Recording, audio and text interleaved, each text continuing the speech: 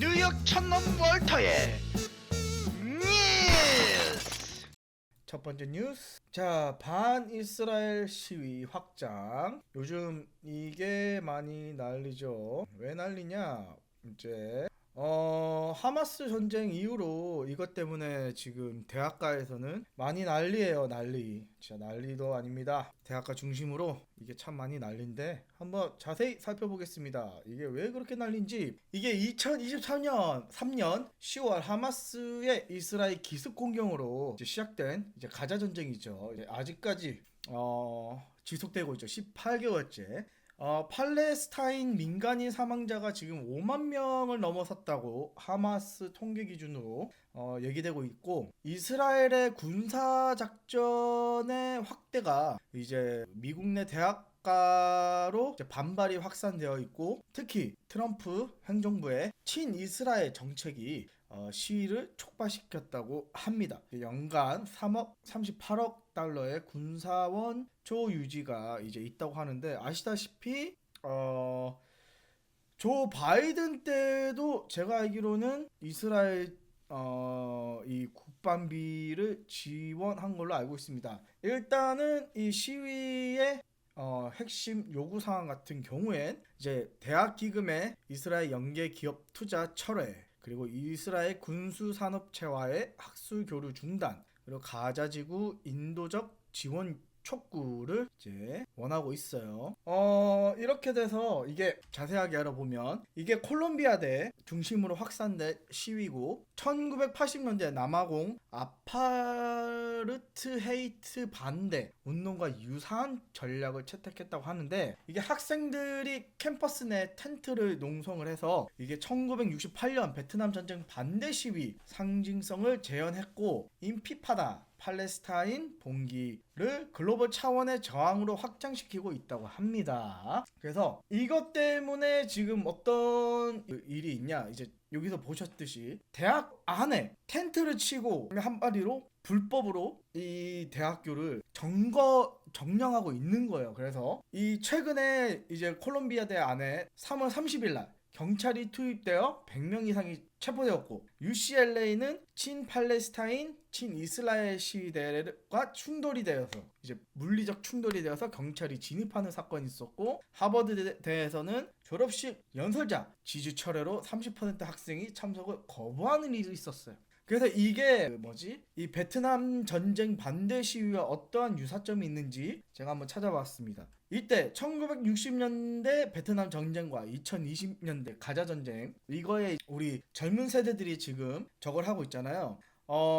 이거를 봤을 때 어떠한 유사성이 있냐? 이제 주요 이슈가 뭐냐면, 이 베트남 전쟁은 해외 군사 개입, 미국이, 그리고 이번에 2020년대는 미국이 이스라엘 군사 지원을 하는 이 쟁점이 있고, 시위 주체는 베트남 전쟁 때는 대학생, 지식인, 히피 문화가 주된 이제 시위 주체였고, 이제 지금은 대학생, 진보단체, 그리고 BLM, 블랙 라이프 매터이죠. 예전에 이제 한때 그 흑인 인권 단체였던 BLM이고, 상징구호는 베트남 때는 Make Love Not War, 여기에서는 Free Palestine, Ceasefire Now로 조금 이거는 상반된 그게 있죠. 그리고 난 다음에 요구 상황은 철군, 전쟁 반대, 휴전, 투자 철회, 이런 게 있다고 합니다. 그래서 공통점을 보면은 젊은 층의 반전 정서가 있고, 캠퍼스 중심 시위, 정치적 분열 심화, 이제 민주당 그리고 공화당, 우리 한국도 비슷하죠 지금, 그리고 언론 정부와의 갈등,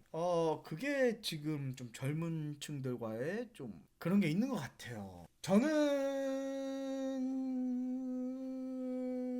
좀 공화당 쪽이 색이 조금 더 짙은 것 같기는 한데, 주로 그래도 저는 이것저것 다 보면서 좀 선택하는 경우가 많습니다. 그래도 조금 더 저쪽으로 좀 가까운 것 같긴 해요. 좀 공화당 쪽으로. 아무튼 차이점이 있다면 이번엔 종교적 민족적 요소가 포함되어 있다. 베트남 전쟁 때는 미국이 이제 그 공산주의가 퍼지는 걸 막기 위해서 전쟁에 참여했다면, 이번 이스라엘 전쟁 때는 군사적 지원만 하는 거기 때문에 이거는 팔레스타인과 이스라엘 전쟁의 이 종교적인 이거기 때문에 이게 좀 차이가 있고, 이번에는 디지털 SNS 영향력이 좀 컸었죠. 그래서 이 처음에 이스라엘이 공격을 받고 이제 이런 게 막 나왔을 때는 처음에 이스라엘 편을 많이 들었었죠. 그치만 나중에 이스라엘이 공격이 더 세지고 가자 지구에서 팔레스타인인들이 많이 죽고 민간인들이 죽고 이런 것들이 막 쏟아져 나오기 시작하면서 다시금 이게 또 이렇게 밀리기 시작했어요. 이 SNS에서 보면. 왜냐면은 이게 18개월이라는 시간이 흐르면 흐를수록 가자 지구에 있는 민간인들이 많이 죽긴 죽었거든요.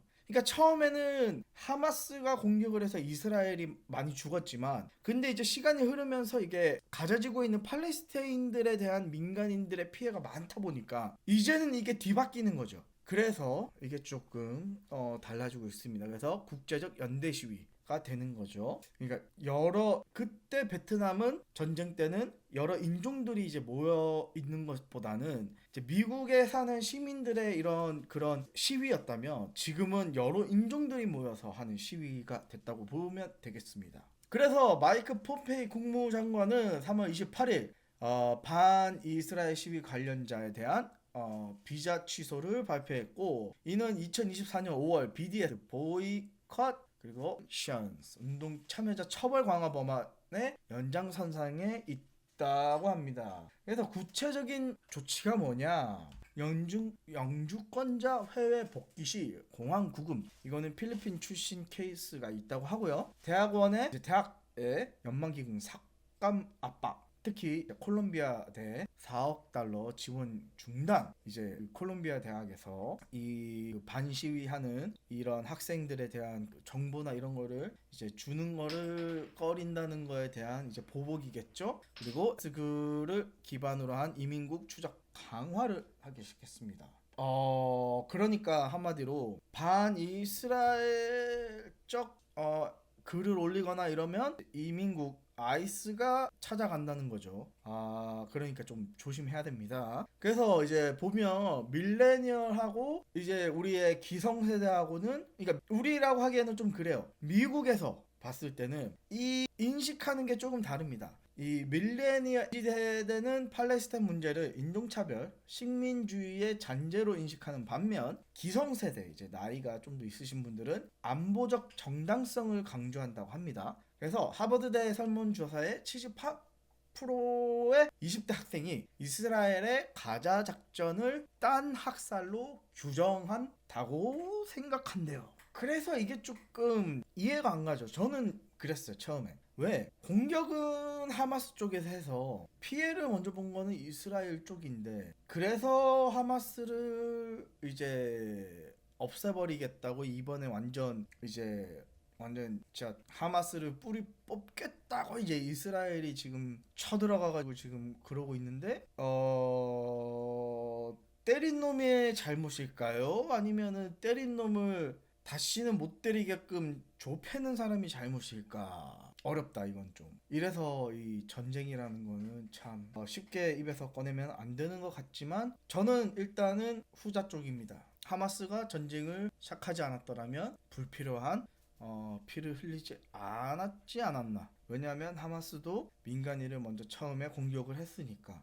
기억하시는 분들은 알겠지만 하마스가 먼저 민간인들을 납치하고 이제 인질로 데려갔었습니다, 처음에. 그래서 보시면은 유대인 학생들 중 44%가 캠퍼스 내 안전 위험을 경험했다는 보고가 있지만, 시위 주동자들은 비판 대상은 시온주의 정책이지 유대인 자체가 아니라고 강조를 했고, 이제 트럼프 행정부는 이걸 가지고 반유대주의로 규정하며 정치적 공세에 활용을 하고 있죠. 그래서 이 팔레스타인 청년 연합 PYU와 그리고 미국 민권단체가 연대해 127개 대학에서 동시다발적 시위를 조직했고 특히 틱톡에서 가자 제노사이드 태그가 78억 뷰 기록하면서 디지털 세대의 참여를 이끌었다고 합니다. 이렇게 해서 이제 막 이끄는 거죠. 근데 이게 저는 문제가 있다고 봐요. 좋은데 모르고 끼어드는 거지. 왜 이런 전쟁이 일어났고 이런 역사적 배경을 알면은 좀 알 수가 있죠. 여러분들도 이 하마스 이스라엘이 이스라엘을 가진 이유와 이런 것들을 알고 나면 조금 좀 신기하긴 해. 원래 이스라엘이라는 국가가 있었지만 나중에는 없어지잖아요. 없어졌다가 영국이 그 땅에 너희들 가서 살아 하면서 줬는데 그게 원래 팔레스타인 사람들이 살던 땅이란 말이야. 근데 이스라엘 사람들이 거기에서 이제 살다가 자기네가 이 땅 우리 땅이 하면서 이제 거기를 딱 먹고 우리나라에 하면서 이게 빡 찍고 전쟁을 벌였는데 전쟁에서 승리해요. 그리고는 이스라엘이라는 나라가 생겨. 근데 이제 저도 이게 유튜브랑 이런 걸 봐가지고 공부를 해서 정확하게 제가 설명을 못 드리는데 근데 이게 역사 자체가 100년이 된 게 아니라서 그러니까 이게 중동 국가 입장에서는 이스라엘이 미울 수가 있어요. 왜? 이 유럽 쪽 다른 나라 인이 와가지고 쫓겨났던 이 유대인들한테 멀쩡히 있는 나라에다가 야 니네 여기서 살아 하고 그냥 뚝 둬 놓고 갑자기 유대인들 들어와가지고 땅을 사더니 갑자기 이거 자기네 나라야 하면서 딱 가져가 버렸으니까. 근데 얘네들이 또 군사력도 어마어마해. 그러니까 이거를 또 싫어하는 이런 하마스 같은 조직들이 자꾸 전쟁을 벌이고 이런 게 있는데 근데 또 하필이면 이스라엘은 미국과도 엄청 친하죠. 아무튼 근데 이거를 팔레스타인들하고 미국 민권단체가 이제 틱톡이나 이런 거를 가지고 이제 젊은 세대들을 이렇게 데리고 왔다는 건데 이런 역사적인 배경이나 이런 거를 좀 가지고 좀 더 알고 좀 참여했었으면 좋지 않았을까라는 제 생각이 있습니다. 아무튼 그래서 평화 커뮤니케이션 센터 영상에서는 하마스는 물러가라는 이제 가자 주민들의 시위가 폭차되었고 이거는 가자 지구 안에서입니다. 하마스가 인도적 지원 물자를 탈취하고 반체제인사 1200명을 처형했다는 보고와 연결돼 서방의 친하마스 시위에 대한 비판을 촉발시켰다는 보고도 있었습니다.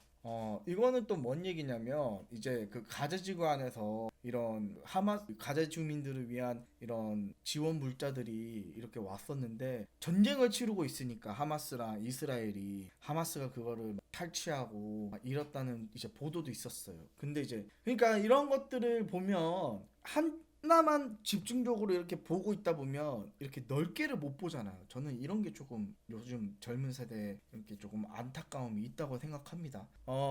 그래서 근데 여기서부터 두 번째 주제가 나옵니다. 이 시위에 참여했던 사람들에게 추방이 되고 비자가 취소되는 결정을 내립니다. 바로 이제 마코 루비오 국무장관이 반 이스라엘 시위 참여자를 미치광이라고 하면서 비자 취소는 국가 주권 행사라고 합니다. HR 7244 법안 확장 적용을 하면서 아까 말씀드린 BDS 이스라엘 불매 운동 참가자 처벌 법안 시위 학생들에게도 적용을 합니다. 그래서 표적 대상이 시위 주도자, 반이스라엘 컨텐츠 게시자, 하마스 관련 단체와 연계된 혐의자까지 이제 포함이 돼요. 그러니까 반이스라엘 시위 참여자까지 되니까 그래서 이분이세요. 마코 루비오 국무장관인데 이제 아이고 또 나왔다. 이번에 그래서 크게 화제가 됐던 분이 누구냐? 바로 한국인 영주권자 정모 씨인데 원래 이름도 나와요. 미국 뉴스를 보시면 이제 콜롬비아대 3학년 재학 중인 7살 때 이 미국에 이민 오신 분인데 그 2025년 3월 버나드 칼러지 도서관 점거 시위에 참여를 했대. 그리고 교내 신문에 이스라엘 정책 비판을 기고했대요. 그래서 이거를 안 아이스 요원들이 기숙사를 수색하고 영주권 취소를 취소했지만 지금은 도주 중이시래. 그래서 MBC 뉴스에 지금 오늘자로 알고 있어요. MBC 뉴스의 그 변호사를 통해서 이제 인터뷰를 진행했고요. 본인이 등판이란다. 본인이 나와서 이제 인터뷰를 하시진 못했지만 지금은 이제 도주 중이라고 하십니다. 지금 법원에서는 이제 영주권 취소를 못하고 추방도 못하게끔 지금은 보류 상태라고는 하지만 변호사를 통해서 트럼프 정부를 상대로 소송을 제기한 상태라고 합니다. 이분이시고요, 정모 씨. 네, 반이스라엘 그 시위에 참여해서 정령하는 거기에 참여했다는 이유로 이제 그렇게 된 겁니다. 좀 왜 했는지 나 이해가 안 가는데 젊은 나이에. 그리고 이제 또 두 번째 분이 팔레스타인 이제 그 유명하게 잡히신 분들만 보여드리는 거예요. 마흐무드 이제 칼릴이라는 분인데 이 사람은 이제 시위 주도한 사람이에요. 그래서 지금 루지애나 수용소에 구금돼 있고 이제 추가 혐의가 이제 유엔 팔레스타인 난민기구 군무 경력을 은폐한 혐의가 있고 하마스 선전물 유포 의혹이 있어서 잡히신 분입니다. 그러니까 이 사람이 주도한 시위에 아까 그 정모 양이 참여를 해서 이제 한 건데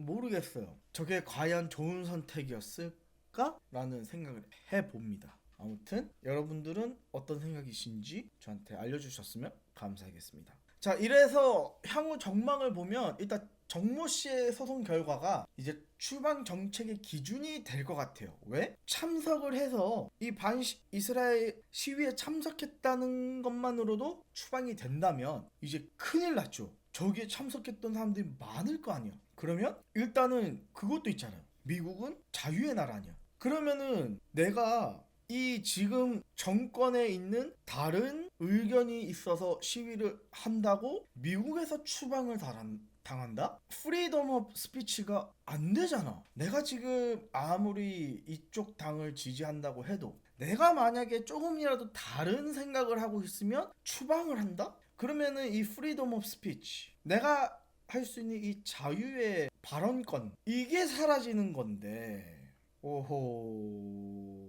이거는 제가 봤을 때 좀 힘들지 않을까. 만약에 이 시위가 불법적인 거나 이게 불법적으로 좀 점거하고 이런 게 있었으면은 가능할 수도 있겠지만 시위에 참여했다고 그러기에는 조금 잘 모르겠다. 그래서 만약에 이렇게 된다면 이제 국제적인 영향이 있겠죠. 유학생들이 줄어들겠죠, 당연히. 뭔가 미국 하면은 프리덤 컨트리 아닙니까? 자유의 여신상이 있고 자유. 그리고 교육계의 변화, 군사연금 기금 반대 운동 확산 예상이라는데 거기에 대해서는 잘 모르겠습니다.